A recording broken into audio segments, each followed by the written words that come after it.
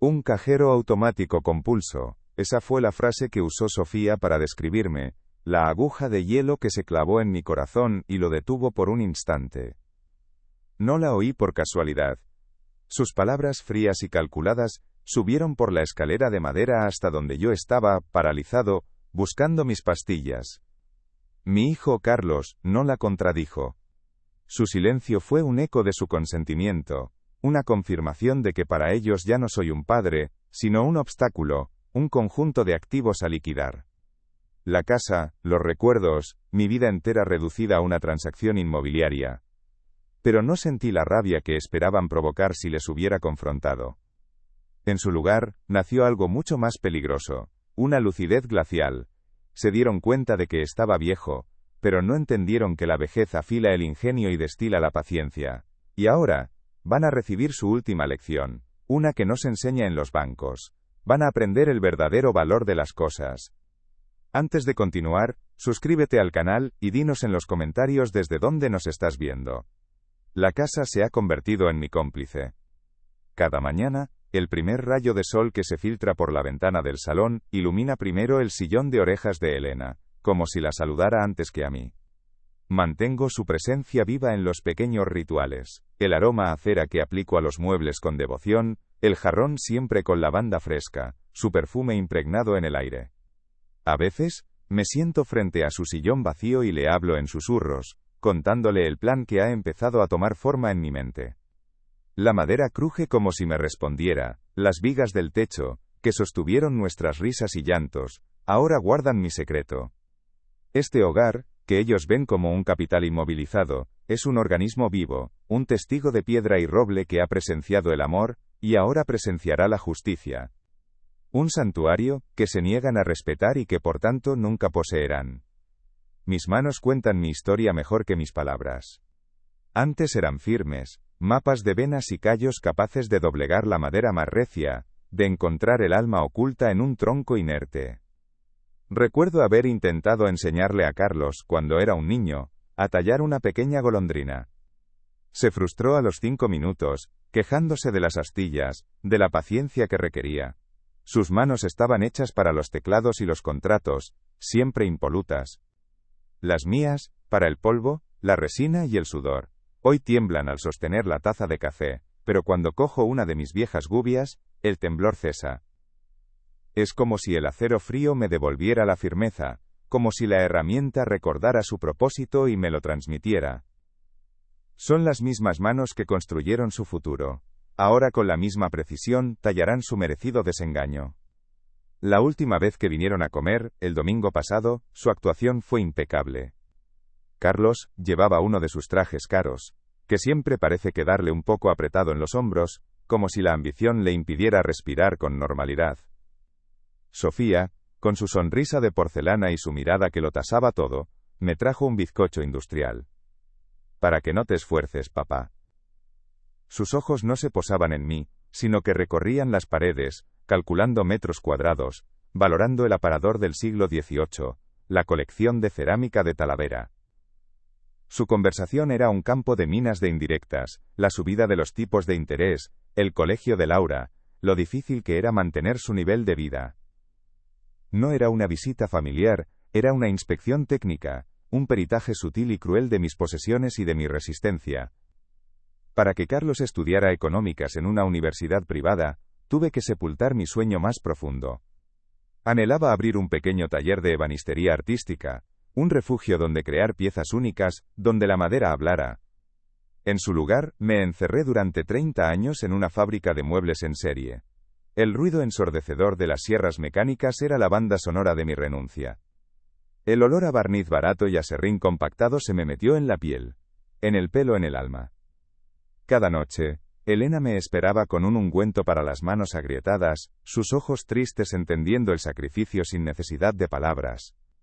Le entregué a mi hijo un título universitario, pero el precio fue mi propia vocación, convertida en astillas y polvo en el suelo de una nave industrial, a las afueras de la ciudad. Y luego vino la boda. La boda de ensueño de Sofía. No era un sueño de amor, sino de estatus. Necesitaba un escenario para impresionar a su círculo de amistades. Un despliegue de opulencia que nosotros no podíamos permitirnos. La solución fue vender el pequeño olivar que Elena había heredado de su padre. Un trozo de tierra árida pero sagrada, donde sus abuelos se habían prometido amor eterno. Recuerdo el día en el notario, la mano de Elena temblando sobre la mía mientras firmaba los papeles. Esa noche, en la cama, la oí llorar en silencio. No lloraba por el dinero ni por la tierra, sino porque entendió que nuestro sacrificio era un pozo sin fondo, que el amor que le profesábamos a nuestro hijo se había convertido en una deuda que nunca dejaríamos de pagar. Sofía tuvo sus fotos perfectas, nosotros perdimos un pedazo de nuestra historia. La enfermedad de Elena lo devoró todo. Los últimos ahorros, la poca energía que nos quedaba, se fueron en tratamientos costosos, y en frías salas de espera de hospital. El olor a lavanda de nuestra casa fue sustituido por el hedor a antiséptico y a enfermedad. Las visitas de Carlos y Sofía se volvieron cada vez más esporádicas y breves.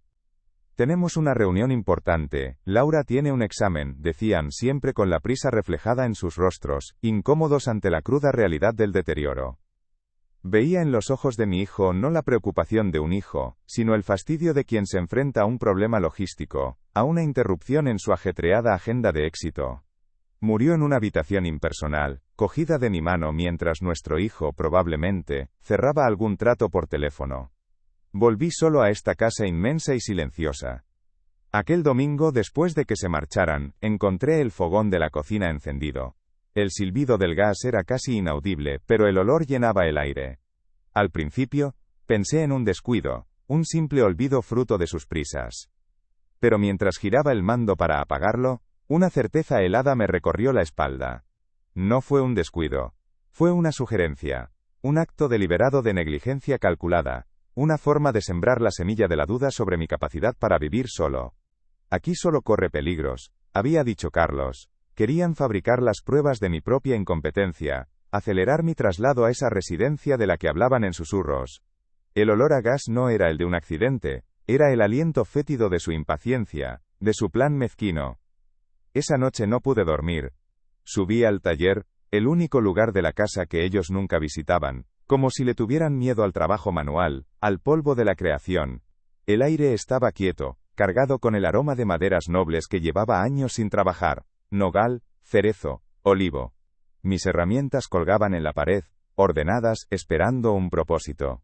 Pasé los dedos por el filo de un formón, frío y letalmente afilado. Sentí su peso en mi palma. El hombre que había perdonado cada desplante, cada sacrificio no reconocido, el padre abnegado, murió en ese instante, en el silencio de mi taller. En su lugar, quedó el artesano, un hombre que conoce sus herramientas, que sabe que para construir algo nuevo, a veces, primero hay que demoler lo viejo. A la mañana siguiente, me puse mi mejor chaqueta, la que usé en el bautizo de Laura, y caminé hasta el despacho del notario. Don Anselmo es un hombre de mi quinta, de los que aún miran a los ojos y entienden el valor de la palabra. No le conté los detalles sórdidos de la traición, no era necesario. Simplemente, le di instrucciones claras y precisas para cambiar mi testamento. Mientras firmaba el nuevo documento, sentí cómo un peso inmenso se desprendía de mis hombros. La casa, el taller, cada mueble tallado por mis manos, todo sería para el legado Elena, una fundación para jóvenes artesanos sin recursos. Por primera vez en 5 años, no me sentía como una reliquia del pasado. Me sentía como el arquitecto de mi propio final, el dueño de mi última voluntad. La justicia no siempre grita, a veces se firma en silencio. El Nuevo Testamento descansa en la caja fuerte del notario, pero aquí, en la penumbra de mi hogar, nada ha cambiado en apariencia. Sigo siendo un fantasma que deambula por pasillos que conocen mis pasos de memoria. El polvo danza en los haces de luz, diminutas galaxias suspendidas en el silencio, y cada partícula parece un segundo de vida que se ha asentado sobre los muebles. Por las noches, el lado de la cama de Elena sigue frío, un continente de ausencia que ya no intento calentar con mi mano. Mi cuerpo se ha vuelto un traje pesado, las articulaciones protestan con cada movimiento, recordándome la fragilidad que ellos quieren usar como arma. Me observo en el espejo del recibidor, y no reconozco al hombre de ojos hundidos y piel de pergamino. No soy Julián. Soy el guardián de un tesoro que ya no me pertenece, el custodio de una lección que aún no ha sido entregada. Las llamadas de Carlos se han vuelto más frecuentes desde mi visita al notario, aunque él no sepa nada de aquello. Su voz destila una falsa preocupación, un interés empalagoso por mi salud que apenas disimula la pregunta que arde en su garganta. ¿Has pensado en lo nuestro? Sofía interviene de fondo con susurros calculados sobre lo mucho que Laura me echa de menos. Escucho su teatro con una paciencia infinita, respondiendo con monosílabos, alimentando su percepción de que soy un anciano cada vez más ausente y confundido. Cuelgo el teléfono y el silencio de la casa me abraza como un viejo amigo. Saben que algo ha cambiado, sienten una resistencia pasiva que no logran identificar, y eso les inquieta. Su codicia les ha vuelto torpes, predecibles. Están tan concentrados en la cerradura de la caja fuerte, que no se dan cuenta de que ya he cambiado la combinación. Recuerdo los primeros años con Elena como si fueran un tapiz tejido con luz y esfuerzo. Acabábamos de comprar este terreno, que entonces no era más que un pedazo de tierra baldía con 4 almendros escuálidos. Levantamos la casa con nuestras propias manos, ladrillo a ladrillo, viga a viga. Yo mezclaba el cemento hasta que se me abrían grietas en la piel, y ella, con una energía que parecía inagotable, acarreaba cubos de agua y me cantaba viejas coplas para aligerar el cansancio. Por las noches, agotados, nos sentábamos en el porche sin construir, compartiendo un trozo de pan con aceite y soñando en voz alta. Soñábamos con un taller para mí, con un jardín lleno de lavanda para ella, con hijos que correrían por el césped que aún no existía. Éramos arquitectos de un futuro modesto, pero enteramente nuestro, cimentado en el amor y el olor a tierra mojada. Cuando nació Carlos, la casa se llenó de una alegría nueva, pero también de una responsabilidad que pesaba más que cualquier viga de roble. El sueño del taller de ebanistería, con su aroma a virutas de nogal y su silencio creativo, tuvo que ser guardado en un cajón del alma. Un hijo necesitaba un futuro seguro, no las inciertas ganancias de un artesano. Así que entré en la fábrica de muebles, un monstruo ruidoso y anónimo en las afueras. Pasé 30 años escuchando el chillido agudo de las sierras circulares, respirando el polvo fino y amargo del aglomerado y el olor químico de los barnices baratos. Cada día al volver, Elena me esperaba en la puerta para que el polvo de la fábrica no entrara en casa. Me quitaba la ropa de trabajo como si me despojara de una armadura sucia, y sus manos curaban las mías, entendiendo el sacrificio sin que yo tuviera que pronunciar una sola palabra. Los pequeños sacrificios se fueron acumulando como el serrín en los rincones de la fábrica, silenciosos e incesantes. Recuerdo una Navidad en la que Carlos, con sus ojos de niño clavados en un escaparate, deseaba una bicicleta roja que costaba el sueldo de una semana entera. Aquel mes trabajé todos los domingos, aceptando los turnos que nadie quería, sintiendo cómo el cansancio se me pegaba a los huesos. Pero la mañana de Reyes, ver su rostro iluminado, su grito de pura felicidad al ver la bicicleta junto al árbol, parecía borrar todas las horas de agotamiento. Elena remendaba su propio abrigo para que él pudiera estrenar zapatos, y nuestros platos se llenaban de guisos humildes para que a él nunca le faltara la fruta o la leche. Le dimos todo lo que podíamos, y un poco más, creyendo que el amor se medía en la capacidad de anteponer su felicidad a la nuestra. Luego llegó el momento de la universidad. Carlos quería estudiar económicas en Madrid, en una universidad privada que prometía contactos y un futuro brillante. Nuestros ahorros, guardados con celo durante años en una libreta de tapas azules, no eran suficientes. Así que pedí un préstamo al banco, hipotecando una parte de la casa que aún estábamos pagando. El día que le di el dinero para la matrícula, recuerdo sus manos, suaves y cuidadas, cogiendo el sobre que le tendían las mías, agrietadas y manchadas de grasa industrial. «Gracias, papá», dijo, con la naturalidad de quien recibe lo que le corresponde. No hubo un atisbo de comprensión sobre lo que significaba aquel gesto, sobre las noches de insomnio y las reuniones con el director del banco. Para él, era simplemente el siguiente paso lógico en su camino hacia el éxito, un camino que nosotros pavimentábamos con nuestras renuncias. La boda con Sofía fue el siguiente gran peaje. Ella no quería una celebración, quería una producción, un evento social para deslumbrar a su círculo. El presupuesto que presentó era una cifra astronómica, un insulto a nuestra vida de austeridad. La solución, según ellos, era vender el olivar que Elena había heredado de su padre en el pueblo. Aquel no era un simple trozo de tierra. Era el lugar donde sus abuelos se habían conocido, donde cada olivo centenario guardaba historias de la familia. Fuimos al notario en un día gris de otoño. Vi a Elena firmar con la mano temblorosa, entregando un pedazo de su memoria para financiar un álbum de fotos lleno de sonrisas falsas y vestidos caros. Aquella noche no lloró, simplemente se quedó mirando el techo en silencio, y supe que algo se había roto para siempre. Habíamos vendido raíces para comprar apariencias. La enfermedad de Elena fue el golpe final, el que vació los cajones y el alma. Los últimos ahorros se esfumaron en consultas privadas, en tratamientos experimentales que solo compraban un poco más de tiempo y mucho más dolor. La casa, antes un refugio, se convirtió en una antesala de hospital, con su olor a desinfectante y a miedo. Las visitas de Carlos y Sofía eran breves, incómodas.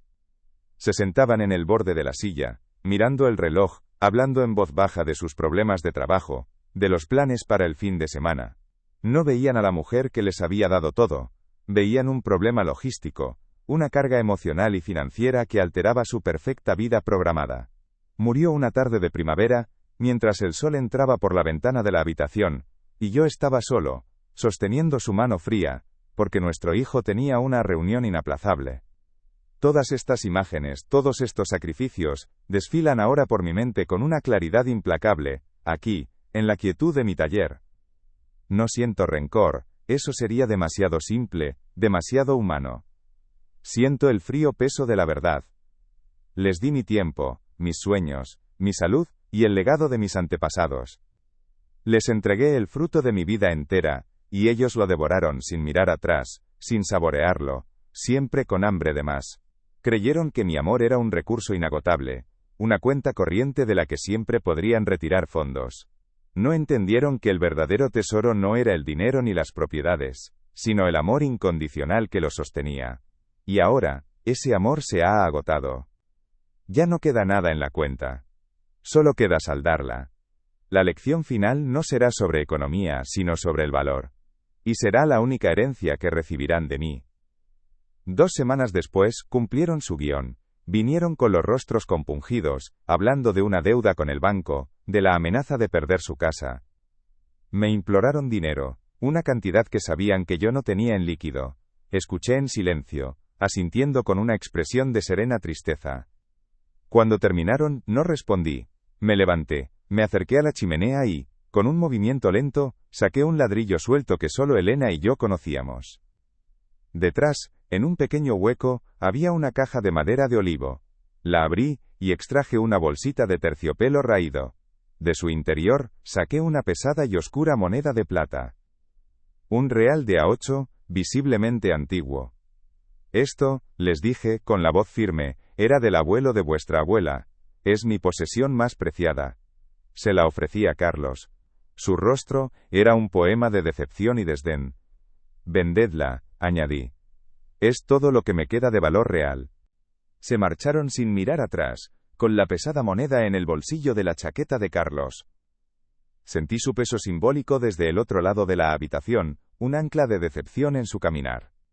Sofía me dirigió una última mirada, una mezcla de lástima y fastidio, la clase de mirada que se le dedica a un mueble viejo que ya no combina con la decoración.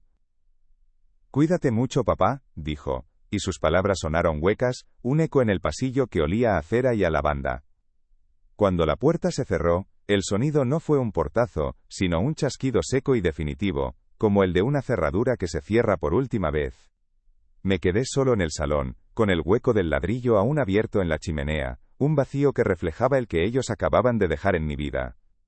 El verdadero tesoro nunca fue la moneda, fue la prueba, y ellos, en su ceguera, acababan de suspender el examen final. El silencio que dejaron tras de sí no era de paz, sino de expectación. Era el silencio de un escenario vacío después del primer acto, con el telón bajado y la tramoya preparándose para el siguiente. Subí al taller, el aire denso con el aroma a cedro y a paciencia. Mis ojos se posaron en la pequeña cuna que tallé para Carlos cuando aún no había nacido. La mecedora de sus primeros sueños.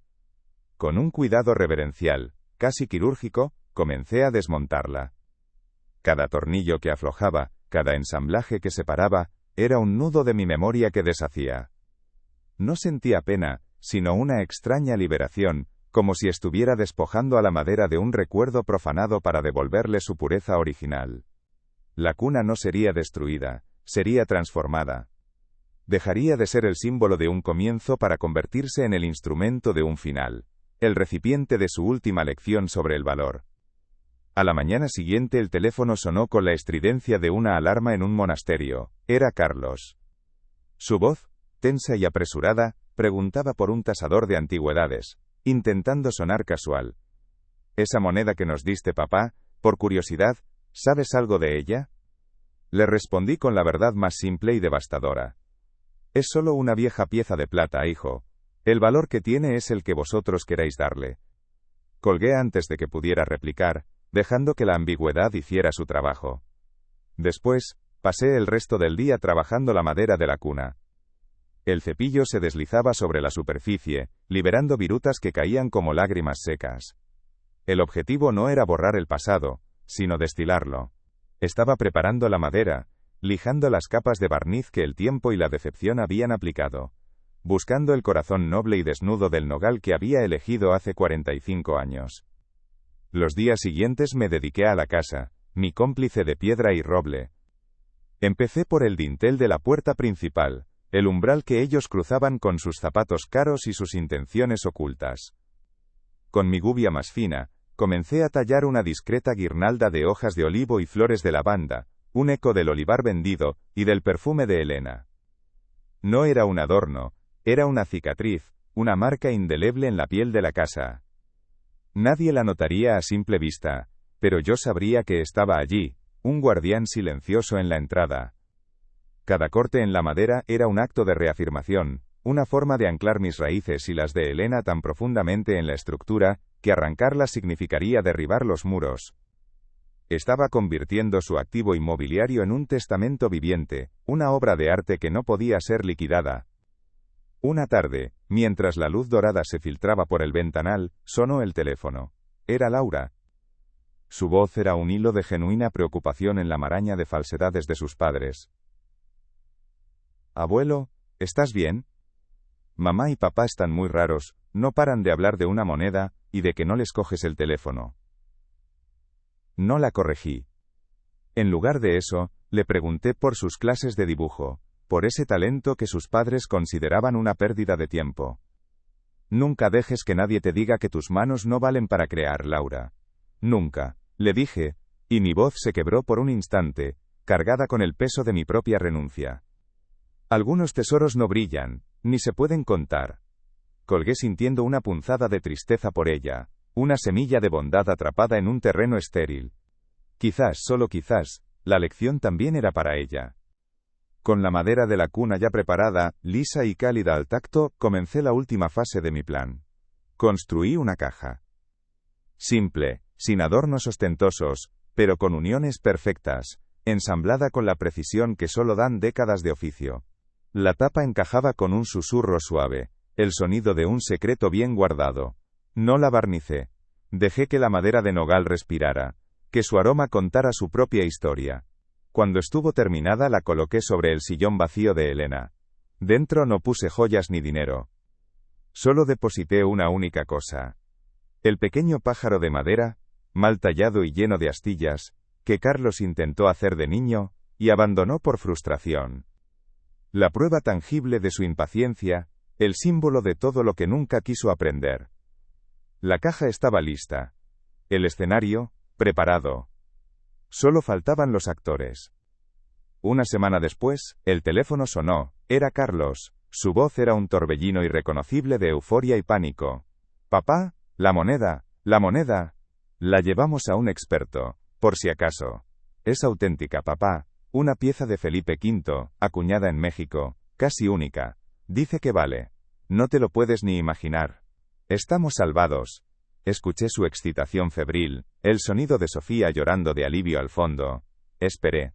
El silencio en la línea se hizo denso, pesado. «Papá, ¿estás ahí?», preguntó, y en su tono ya se colaba una brizna de duda, el primer escalofrío de la comprensión. «Sí, hijo», respondí con una calma que debió de sonarle como el hielo. «Me alegro. Ahora ya tenéis vuestro precio». Y antes de que pudiera articular una palabra, colgué el auricular con la suavidad con la que se cierra un libro al terminar la última página. La transacción estaba completa. No volví a coger el teléfono. Aquella tarde, mientras el sol teñía de oro el polvo del taller, cogí la pequeña caja de nogal. Su superficie lisa y sin barniz, se sentía viva bajo mis dedos. Bajé las escaleras, mis pasos ya no eran los de un anciano que deambula, sino los del dueño de su casa y de su silencio. Crucé el umbral de la puerta, bajo la guirnalda de olivo y lavanda que mis manos habían grabado en la madera, y deposité la caja en el felpudo. No la abrí. No miré atrás. Volví a entrar y cerré la puerta con un suave clic. Me senté en mi sillón, frente al de Elena, y por primera vez en 5 años, el aire no olía a ausencia, sino a paz. Afuera, en el umbral, quedaba la única herencia que les correspondía: un pajarillo mal tallado dentro de una caja hecha con los restos de una cuna. El valor de todo lo que habían perdido, y que nunca sabrían encontrar. El fuego crepita en el hogar, sus llamas danzan sobre la madera pulida del sillón de Elena, proyectando sombras cálidas que parecen respirar conmigo. Sostengo la taza de té con ambas manos, no por el temblor, sino para sentir su calor anclándome en el presente. El silencio de la casa ya no es un sudario pesado de ausencia, sino un lienzo en blanco, un espacio limpio y sereno que me pertenece por completo. Afuera, la tarde se desvanece y oigo a lo lejos las risas de los niños de los vecinos, un sonido que se filtra por la ventana como una promesa de que la vida, simple y ajena a mis dramas, continúa su curso. Miro el sillón vacío de enfrente y, por primera vez, no veo un hueco, sino un espacio lleno de paz. Cierro los ojos, y el aroma a lavanda y a cera me abraza. Estoy en casa.